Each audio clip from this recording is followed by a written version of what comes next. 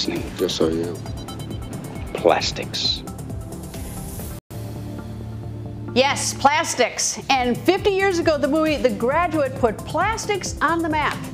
But plastic is now all over the map, washing ashore and collecting in giant patches in all of the oceans. How do we go from career advice in 1968 to an environmental nightmare in 2018? We look at this man-made crisis from multiple angles. Hello, and welcome to Plugged In. I'm Greta Van Susteren. Today, we will hear from the plastics industry, an ocean conservation group, and the U.S. government on efforts to clean the oceans of plastic debris. How much plastic is in the oceans? Well, according to the University of Georgia researcher Jenna Jambak, between 5 and 14 million metric tons of plastic finds its way to the oceans each year just from coastal regions. And with more plastic being produced, more winds up in the seas. 322 million tons of plastic was produced in 2015, and Jambak and her colleagues estimate more than 8 trillion, that's trillion, metric tons of plastics have been produced to date. Just 9% of that 8 trillion tons has been recycled. While the numbers are so overwhelming, what can one person do? VOA's Steve Baragona tells about a campaign aimed at taking personal responsibility. Nearly every drink comes with a plastic straw. But have you ever wondered where they all go? A straw. A straw. Straws are among the most common items found in litter cleanups around the world. The nonprofit Ocean Conservancy has been holding cleanups like these for more than 30 years. Sarah Kohler is with the group's Trash Free Seas program. And over the 30 years, volunteers have collected over 10 million plastic straws and stirrers off of beaches and waterways and coastlines around the world. The group says the ocean is strewn with 150 million metric tons of plastic trash of all kinds, clogging coastlines, ensnaring wildlife, and even littering land far from any human settlement. And each year, another 8 million tons wash in. The problem is expanding rapidly in the fast-growing coastal nations of Southeast Asia, says Bridget Croak with the sustainable investment group Closed Loop Partners. And it's, for two primary reasons. One is that the infrastructure isn't there to get it somewhere else. The systems to collect, sort, and recycle materials are lacking in much of the developing world. The other reason, she says, is the single-use plastic packaging that makes up much of the trash is basically worthless. Plastic bottles are the exception that proves the rule. There are kind of informal economy of waste pickers that are collecting that because they find value in that material and they can sell that. Closed Loop Partners is working with some major companies to make more packaging recyclable and improve recycling systems. But in the meantime, Kohler and the Ocean Conservancy have a suggestion. Skip the straw. For most of us, we can drink our beverage without a straw just fine. So it just kind of seemed like a really nice item to target to reduce the number that are out in the waste stream and effectively reducing the number that can end up on the beach. Or try an alternative, like reusable, washable metal straws. While skipping the straw will not solve the plastic pollution problem, Kohler says it's a way people can get started. We get questions all the time asking about how people can prevent marine debris in their everyday lives. Skipping the straw is kind of the first thing that we tell them. It is really that entry point. They hope people will then start thinking about other ways they can use less plastic and help keep it out of the oceans. Steve Baragona, VOA News, Washington.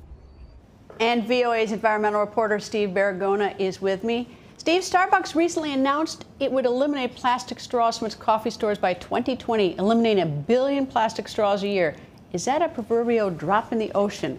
What are the economics of recycling and recovery? Yeah, it's a small step, but a lot of, as I said, the environmentalists say this is a way to get started. There are a lot of companies that are starting to take this seriously. Mars, Nestle, Mondelez have all pledged to make all of their packaging recyclable or compostable or reusable by 2025. But that's a ways off, and they haven't really committed anything, any kind of hard steps to get there. And I'm not going to put you on the spot about Starbucks, but it did strike me that they're going to eliminate it by 2020. We're in 2018. Why don't, if they're going to do it, why don't they just do it now? And what's wrong with paper straws? But I'm not going to put you on the spot to tell me that. They have to defend Starbucks on that. And I also don't want to pound a company that's trying to do the right thing. But are the policies changing in all these companies? Yeah, I mean, there's kind of a movement around the country to look at plastic and look at ways to use less of it. I mean, there are cities like San Francisco and Portland and New York City and here in Washington that are all kind of moving towards less plastic, finding ways to kind of get less plastic into the waste stream. I take it plastic is cheap. I mean, cheaper than other packaging, and that's why everybody uses it. It's a big issue. It's cheap, it's easy to manufacture, it's durable, which is its great virtue and its great problem. As public opinions, as the public sees these pictures of the ocean and sees the tremendous amount of plastic that's in the ocean and other debris, is that putting pressure on these corporations? Is that to protect their brands? Yeah, I spoke to somebody who said that basically when you see a Nestle wrapper wash up on the beach, there's no doubt where that came from. And if you're a company that that is easily identified like that, it's a reputational risk. Steve, thank you very much. Thank you. Now, there's a governmental program responsible for preventing, reducing, and removing plastics and other debris from the ocean. I spoke to Mark Dix, who is the acting director for NOAA's Marine Debris Program. NOAA is the National Oceanic and Atmospheric Administration. We're one of the science agencies in the United States government. What's the sort of overall job of NOAA? Well, we're here to study the ocean and the atmosphere and to not only know its science, but be able to use its science in the United States. What is that? That is science on a sphere, and it contains a number of different data sets which help to show in a visual representation data and information that has been collected from all over the globe. What is the North Pacific Gyre, which I call the garbage patch, and I think a lot of other people do? Well, the garbage patch is actually a gyre, as you've identified, and that gyre is a circular current on the ocean that basically entrains solid material. Now, it's actually not correct to be thinking of it as some sort of giant raft of debris or material, because that material that's out there is actually widely dispersed. You can find increased concentrations of debris out in that gyre, but it's a very large space. Now, I've heard that the one in the Pacific is the size of 3 times the size of France. Is it that big? It's fairly substantial in size, but keep in mind that it is dynamic, so it's actually changing in size depending on the currents throughout the ocean. And over time, that is from year to year or decade to decade, its size, its location will change and alter. Where are the plastics from? Plastics are from all over. They're from us as humans. We are having an impact on the globe. So plastics that enter the ocean through any country and through any source are going to actually migrate with those currents. And so plastics in that North Pacific gyre may actually be from all over the world. So is it sort of waste management in the sense that plastic comes in because of poor waste management, litter on the beach, things coming off boats, people just trash? This is just basically garbage. The debris can come from a number of different sources. It can come through mismanaged waste, certainly. It can come through accidental entry, that is something that washes overboard on a ship. It can come through just carelessness and improper disposal of waste. But no matter where it originated from, once it gets into the ocean, it's in a dynamic system, and so it's going to move around. And who does it hurt? It hurts a number of species. It can hurt wildlife. So that is done through either entanglement, and this is the typical image that we see of the otter or the seabird that has the six-pack ring around its neck. It could be a whale that has a net that's entangled in its flukes. It could be through ingestion into that animal. So this is where they swallow a piece of debris, like a bottle cap or a piece of plastic bagging, and they swallow it. And engages with their gastrointestinal tract or their guts, and it basically can harm them. It has other impacts as well, though. It can actually, if it's sunken down to the sea floor, which is the case for, say, an abandoned or derelict vessel or a net, now it's basically going to abrade or rub against the coral or whatever the seagrass or that bottom substrate is, and it's going to harm in that manner as well. All right, let me show you this. This, I'm told, are microplastics, and something very common that were one of the bigger problems, or if there is such a thing as a bigger problem, in these garbage patches. Are these created by the sun degrading plastic?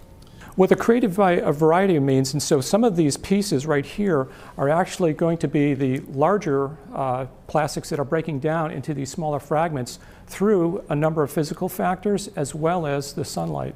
And so the increase in the amount and the increase in surface area is actually creating another problem, which is it's making more plastic pieces, which now is giving other species an incentive or a false food source, thinking that that is nutritious to them.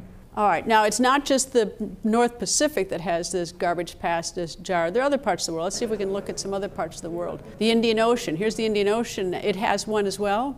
Yes, there's 5 gyres around the world in the various oceans. What's being done to address these? How can we clean these up? Well, one of the best things that we can do is prevention, because prevention means that that object, that material, that debris doesn't even get into the ocean system. So prevention is really where we like to focus. Meaning recycling, you mean prevention us, I mean humans, is that one of the main ways of prevention?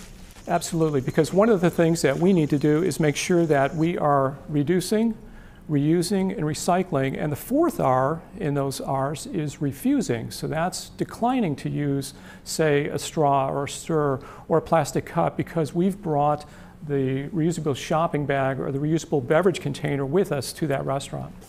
What about cleaning up what's already there? How is that being cleaned up? Because that's a done deal, those gyres.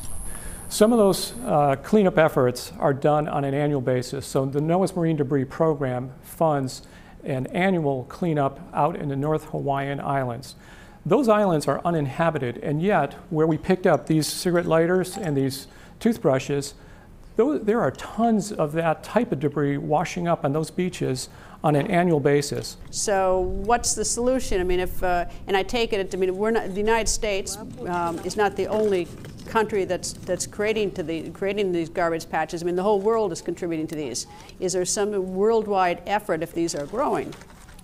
There is a coordinated effort amongst many of the nations that are involved in this problem, which means that we are all working towards trying to reduce the amount of pollution, that is prevention, through better means of managing waste so it doesn't wind up in the ocean.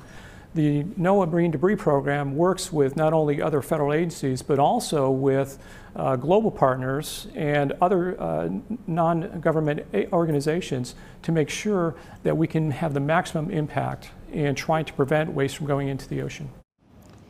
NOAA is going to get more money and more ability to help clean up the oceans of marine debris in a remarkable effort at political bipartisanship, something we don't often see here in Washington. The Save Our Seas Act will soon be approved by Congress and hopefully signed by the President. Senator Dan Sullivan of Alaska is the Republican co-sponsor of the act. I asked him what the act will do and how it managed to get approved. Senator, nice to see you. Greta, great to see you again. Glad you're here. Thank you and welcome to my office. And thanks for visiting Alaska so much. I know you're a big fan. I was just there last weekend. It's a spectacular state. If people haven't seen it, they need to see it. It is the best. I want to talk about the legislation, Save Our Seas. Yes. You were the initial sponsor of it. Tell me, where does that statute or that legislation now stand? Well, it passed the Senate. It's Senator Sheldon Whitehouse, Democrat from Rhode Island, and I. We were the 2 main co-sponsors on it. I have a lot of other co-sponsors. Passed the Senate, and then it just recently passed the House. They added a couple other elements to it, which are fine. So it's now back here in the Senate, and we're hoping to move it soon and get it on the President's desk. Really important piece of legislation that we think is going to benefit our state and the country and, you know, in many ways the world, because it's focused on oceans and ocean pollution and the sustainability of our oceans. Save Our Seas. Yes. Why was this legislation so important? So here's what it does. We have this big problem, not only in America, but literally all around the world, and it's dealing with ocean pollution, plastics, you know, things that don't biodegrade, and how it hurts the sustainability of our oceans, of our fisheries. And what we thought we needed to do was provide significant funding to NOAA for cleanup throughout the whole country, for states to actually declare ocean debris emergencies. So for example, when you had the big crisis in Japan, the Fukushima accident there with the tsunami. A lot of what happened in terms of ocean debris washed up on Alaska's shores. Alaska, as you know, is a big state. We have more coastline than the rest of the lower 48 states combined. So a lot of the pollution that comes from Asia ends up on Alaska's shores, but it ends up everywhere. So NOAA would be fully funded to do cleanup, but very importantly, our bill also calls for an international agreement approach to get other countries, particularly in Asia, where the vast majority of the ocean debris comes from, to do more to clean up their ocean pollution that's often pushed into the ocean, comes on America's shores. I've talked to Secretary Pompeo about this. There's a big movement internationally, and America needs to be leading that. And then finally, what was really important about this bill, it wasn't just bipartisan, but as opposed to just saying, hey, we're going to get with the environmental groups to support this, we have many conservation groups that are helping. We also went to industry and said, look, this is a big problem. You guys can be part of the solution. So we have a bunch of different industry groups that are also willing to help. So it's a good start. We're hoping to get it passed here in the Senate in the next couple of weeks. Is anybody against it so far? I mean, do you have opponents in the Senate? Is any industry opposed to this? No, not really. I think, and you see, look on the news, this issue is now everywhere, and I'm glad it is. We've helped in terms of pressing it, both internationally and at home. But right now, let me give you an example. The American Chemical Association. We went to them and said, look, this is actually really important. This is not meant to be aggressive towards you. Help us solve this. And oh, by the way, if a chemical company in America finds a way to fully invent a, say, plastic bottle of water that fully biodegrades, because right now plastic doesn't, fully biodegrades, think about what that would do to the health of the oceans. Think about what that might do for the company that invents that. So we want the private sector involved on helping solutions.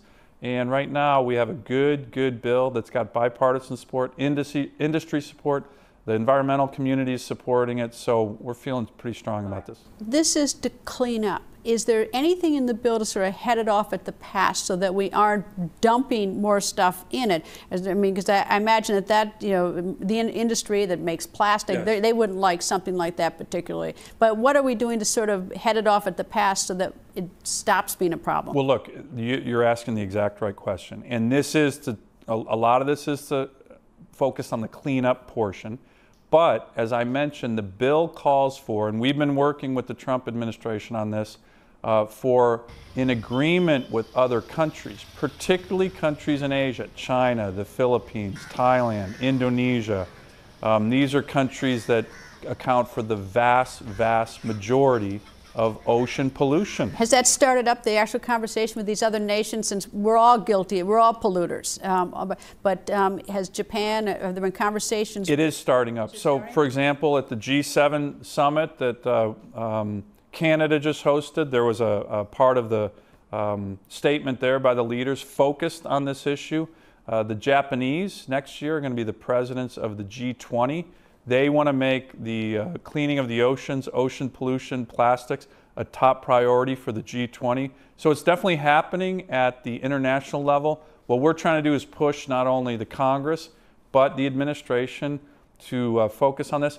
And I will tell you, Greta, it's pushing on an open door. When I talked to Secretary Pompeo about this, it was something the State Department is actually very focused on. So we think there's good momentum here, but we think passing the bill, getting on the President's desk to sign soon, will keep that momentum going and put America in a leadership position on this, which we should be. You know, it's sort of interesting. If you go to a beach, if you see junk, if you go to beaches often, you want beaches cleaned up. So you don't want the oceans to be filthy. If you live the inner part of the country, you might not spend a lot of time at the beaches and see this crisis, but you might learn that there are microplastic pieces in your fish that you're eating on the table. And that's a huge problem, and we don't even know the extent of that problem right now. But it is a fact that right now the plastics that are in the ocean, they break down but not fully. And so they don't fully biodegrade, and those microplastics get into the food chain, and we don't really even know how that's impacting us from a health perspective. But from my perspective, it can't be good. You know, these garbage patches in in the Pacific, I'm reading about them and thinking, how did we ever let this happen to ourselves? You know, it's a great question. And I don't know in terms of the background of how it got this bad. The good news is that finally people are waking up to it. And in the Congress, it's bipartisan. And internationally, it's becoming a really important issue. Look, these countries, particularly in Asia, some of them need help. They're growing really fast economically, and their waste systems haven't kept up with that economic growth and population growth. You still have certain countries that don't have, you know, sites where they put their waste. They just plow it into the ocean. And joining us to discuss plastics in the ocean and what to do about them, Julia Robertson is Vice President of Communications for Ocean Conservancy. Boy, I can't pronounce that. She works closely with their Trash-Free Seas program, helping to clean up beaches worldwide. And here to represent the plastics industry is Steve Russell, Vice President of the Plastics Division of American Chemistry Council. Welcome, both of you. Steve, I don't want to hate on plastics because I may not get plastic bags at the grocery store, but I use a toothbrush. I fly on planes, they have plastic. I drive cars, they have plastic. I order from Amazon, lots of plastic comes in the packaging. So tell me, let's first say, tell me the good about plastic. Plastic helps save lives. It keeps our food fresh longer, which not only reduces the loss of the energy and the resources that go into making it, but also helps families stretch their resources. But plastic has to be managed, and if we don't, you've seen just now the pictures of what happens when there's not systems in place to let people dispose properly of the materials that they use. And what we're talking about now is creating new business models, new technology and innovation to help solve that problem and to make sure that the things that we have available to us today are available around the world. Julia, the thing that struck me is that this Save Our Seas Act, and I'm grateful that the Congress is bipartisan, first of all, and it's an effort to clean up the seas. $10 million doesn't seem like a whole lot of money when I see how money is spent and how much things cost. But just to get a sense of, are we today putting more junk into the ocean than we are taking out in cleanup? Well, what you're getting at is the fact that this is a huge problem. More than 8 million metric tons of plastic is going into the ocean every single year. Are we taking that much out of the ocean so we're getting ahead of the game or not? We are taking more out than we have in the past, but we need to do more. But more than we're putting in on an annual basis. We are putting more in than we are taking out right now, and that is a problem. But the good news is that we can solve this problem. There is a role for industry, there's a role for governments, and there's a role for an individual consumer to tackle this problem. What are we doing in the industry side? What kind of innovations are there? I mean, I'd love to have the patent on some biodegradable plastic, if such a thing exists. I'd love to be the first one to come up with that. But what is the industry doing? I'm sorry, Greta, you're not the first. We're working on that. You're working on that. How far away are you from that? We can make biodegradable plastics now. I'm dubious, though, that biodegradable plastics are going to be a great solution for the ocean, and here's why. Because at the moment, you can't tell a biodegradable plastic from a non-biodegradable plastic. Animals can't, certainly. Right, and so...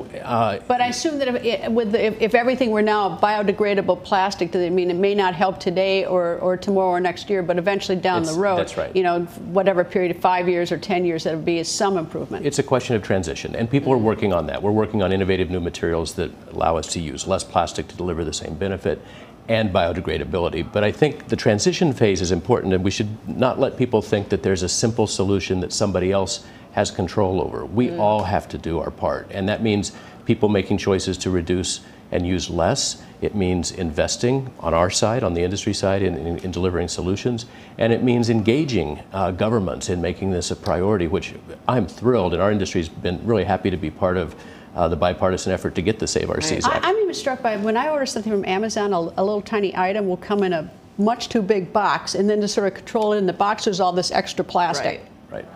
So, you know, I mean, we got to get on Amazon to do that. I mean, it really does mean every industry has to help. Right. As well as the consumer. Right. So clearly there's some low-hanging fruit, right? Things that we can all work on and making our voices known, that we want to see less packaging or more non-wasteful packaging. But I think we have to also remember that the scale of the problem that we can do something about in North America is only a part of what we can innovate and encourage other parts of the world to have access to the technologies and the resources that we do. But isn't the thing is that in order to lead, I mean, we have to set ourselves out as an example. I mean, we can't impose, you know, our will on other nations if we're unwilling to take the big steps ourselves. Right. And one of the challenges, I think, is that, you know, the United States does, compared to some of these countries, have good waste management and collection and recycling. And so there is a lot that we can do and should do as individual consumers. If we're so good at it, how come we have this? I mean, a lot of that Pacific is from us, not all of it. That Pacific gyre, that garbage patch. I mean, if we have such good waste management, how come some, you know? Well, the oceans are all connected, and so a lot of that is washing up. You know, you heard Sullivan talking about the fact that some of the trash that's in Alaska is coming from different places. And so I think there is an aspect of, you know, some of the items that we see in the United States, like straws, can escape from waste collection systems, and that's why we sometimes see it on the beaches, but it also comes from other places. I think the research that you cited at the beginning of the show from Professor Jambak about where it's coming from is really instructive, because it helps us focus our resources on where they can do the most good the most quickly. And it's not to say that countries that are putting in just a little bit shouldn't aim to do better, but if we really want to impact the volumes going in so that we start putting in less and take out more, then we have to address those parts of the world that just don't have access yet to waste management. And that's what's so exciting about the Save Our Seas Act and directing our government's resources in that direction. With sufficient money, do we have the ability to clean up the ocean? Do we have the technical ability to do this? I think we do. I think we have the knowledge and the power and the momentum, most importantly, right now, to make a huge dent in this problem. You know, one problem of the or crisis. Is this crisis or problem? I would say it's a crisis. Yeah, I think it's a crisis too. That's a good word to use for it. And what we're seeing right now is the fact that, you know, there's momentum from the consumers who are saying, you know, if we've got alternatives to straws and we're available, you know, we're going to use those instead. And governments can do their part. I don't know why Starbucks can't just put an end today on the straws. I mean, I don't know why they're saying 2020. I don't understand. Well, I talked to some of our experts, and you know, there needs to be a plan in place to collect the straws that are currently in circulation, and they're also very challenging, and some municipalities can't recycle those. So they need to have a plan for how they're going to, you know, properly dispose of those straws. I'll give you the last word. Thanks for that. So I think we talked about U.S. leadership, and you mentioned a moment ago, and Senator Sullivan spoke to it. I'm actually really enthusiastic that the U.S. State Department has been leading in the intergovernmental forums, the G7, the G20, in APEC. Our government is out there encouraging and bringing resources, and that's something I think we can be proud of. But I think our government, I think the American people also have to partner with the government and do our share, which is part of the problem. Anyway, thank you both very much for joining us. You're very welcome. And before we go, an update from last week's program, America's Space Future. Italian researchers detected a lake of liquid water on Mars beneath the planet's southern polar ice cap. Radar pulses sent from the European Space Agency's Mars Express spacecraft indicate a drastic change a mile beneath the planet's surface. The radar indicated a body of water similar to those found beneath Greenland and Antarctica. The next steps, create 3D images of this lake and search for more. That's all the time we have for today. Stay plugged in by liking us on Facebook at Voice America. You can also like my Facebook page at facebook.com/Greta and follow me on Twitter at Greta. Thank you for being plugged in.